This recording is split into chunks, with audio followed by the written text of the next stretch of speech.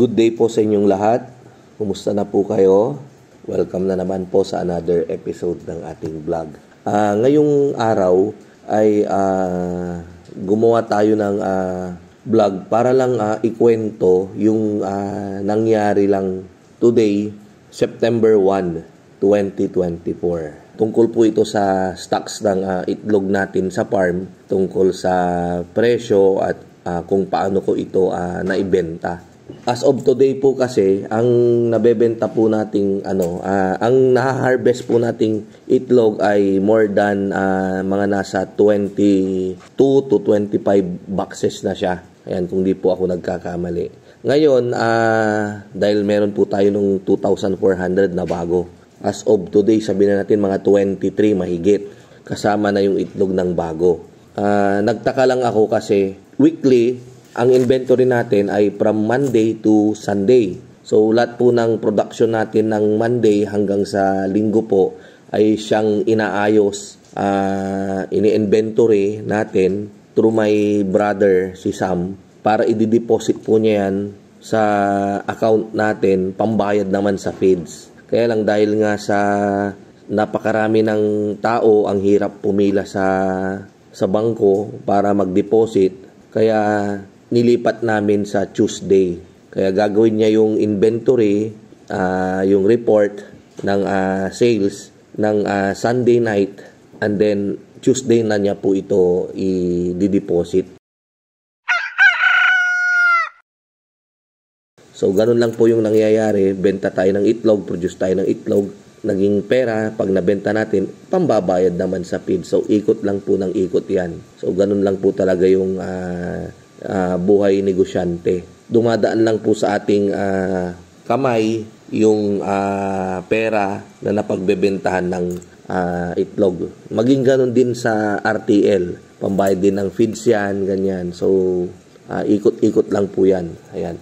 Ngayon, nung kaninang umaga po kasi, tinanong ko po yung kapatid ko kung kumusta yung itlog. And then, ang sabi niya, pakuha mo yung itlog dito, sabi niya. So, sabi ko, how come na pakukuha ko? Akala ko ba, maayos yung kamada ng pinagbibigyan ng itlog. And then, sabi niya, nagbaba daw kasi ng presyo yung Tarlac. Kaya, yung dating kumukuha, syempre alam nyo na yung dating old style nila na hindi sila kumuha. 2 days pa na nagsara yung kapatid ko kasi nag-leave yung tindera niya, kaya hindi nabenta kaagad yung itlog namin. Plus nagbaba daw ng 10 piso yung si Tarlac at saka si Bulacan. Dahil nga sa nabigla ako, gusto ko ring mabenta yan, at syempre para may pambayad tayo ng feeds natin, ano kaya magandang gawin para maging mabenta, maging pera, maging cash. So nag-decide ako na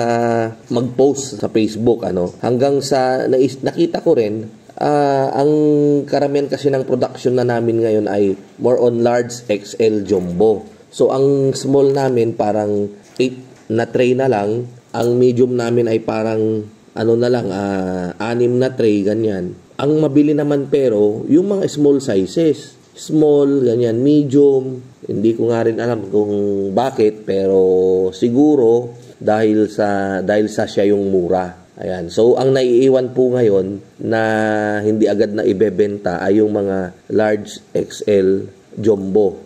Ayan. Pero yung large medyo rin kasi kung walang medium, ang next na choice nila, large. So, si XL naiiwan talaga. Considering na yung presyo nga natin, dito kasi sa amin, 230 yung small. And then, dagdag tayo ng 10 piso doon sa pwesto natin. Yan. Pero kung wholesale, 230 talaga. And then, dagdag ng 10 piso, 240, 250, 260, ganyan. Doon sa, natin, sa pwesto, yung 230 na small, ginagawa nating 240. Yan. Pero, syempre, mas mahal naman yung presyo pagdating sa palengke. Yan. So, nag-isip ako kung anong magandang gawin. Kako, subukan kong ibaba yung presyo. So, nag-post po ako, binaba ko yung presyo. Yung small, ginawa ko lang na 210. And then, every sizes, ginawa kong 5 pesos ang dagdag. So, 210, 215, 220, 225, 230. And then, yung jumbo, ginawa kong 240. Pero si small at saka si medium, nilagyan ko po siya ng open and close parenthesis. Sabi ko not available. Yan, kasi baka may magalit Pupost mo, tas wala palang available. So at least alam na nila. So ang pinupush ko lang talaga, large, XL, jumbo. Pagka-post ko po, doon po sa wall ko, yung isang malaking farm din dito sa amin, siguro mga 60,000 capacity. Yung may-ari, anak ng may-ari. Sabi niya, nag-comment siya. Sabi niya, "Kuya, nag-roll back kayo." Sabi niya ganon. Kako naman, parang nahiya naman ako. Sabi ko, oo, mga ano lang to, siguro mga 3 days lang. Kasi 3 days po yung inaasahan ko, at least mabebenta ko naman na yun.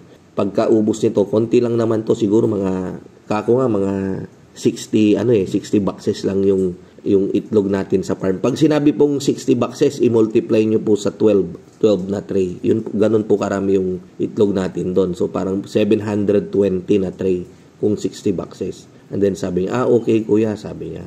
Kasi mura yung pinang presyo nyo. Ganun siya sa akin. After niyang mag-comment, nireplyan ko, sa private message ko naman, may chat naman sa akin. Tinatanong niya kung ilang boxes yung available. Kukunin na raw niya lahat. So, nagtanong ako dun sa farm. Tinanong ko kung ilan yung available. Sinabi nila na 38 yung large, 37 boxes yung XL, and then 7 boxes yung jumbo. Ayan. So, and then, after kung masabi yung ganon, sabi niya kukunin na raw niya lahat, take all. And then pupuntahan na raw nila kaagad sa farm. So, yung post ko po, agad-agad ko nang dinilit. Yun, binigay ko yung number nung brother ko, si Sam, doon sa farm, para sila na yung mag-communicate kasi siya yung andun yung kapatid ko Tinanong pa niya kung may available pa, aside doon sa 82 boxes yun. Ang sabi naman ng kapatid ko, kung willing kang mag-antay, antayin mo pati yung itlog namin today, ngayong Sunday. So, yun, inantay po nila na maklasify yung harvest kaninang umaga. At balita ko, bago ko gawin tong video ngayong Sunday, sinasakay na po yung itlog. Kinuha po nila pati yung production natin today. So, more than 100 boxes po yung ganyan. And then yung sa pwesto naman, originally kasi kako pick upin sa pwesto. Kaya lang nung nag-post ako, sila naman nang pipick up sa farm. Kaya ang nangyari, pati yung itlog natin dun sa pwesto, siguro mga 25 boxes, pinick up din. So, as of today, habang ginagawa ko tong video, naubos po yung itlog natin. So, ganun po yung nangyari. Kapag ganito talagang mataas yung presyo, marami talaga yung buyer kapag nagbagsak tayo ng presyo. And then para sa akin, okay lang naman na magbagsak ng presyo, panandalian. Kasi para mas mabenta natin, ma-dispose natin yung stocks natin. Lalo na kapag kailangan natin ng pera. Ang inisip ko na lang na kung nung panahon na bagsak yung presyo, kinaya natin na sobrang mura yung presyo. Pero ngayon pa kaya na temporary lang. So, parang one day lang yan. So, bukas, back to same price ulit. Yan. Ganun lang naman po yan. So, sinare ko lang po ito sa inyo para kahit papano meron po kayong pagbabasihan. May idea po kayo. Yan. Lalo na kapag yung malalaking farm na. So, yun. Sana nabigyan ko po kayo ng idea, regarding sa topic po natin for today. Thank you very much po. Kita-kita po tayo sa mga susunod nating vlog.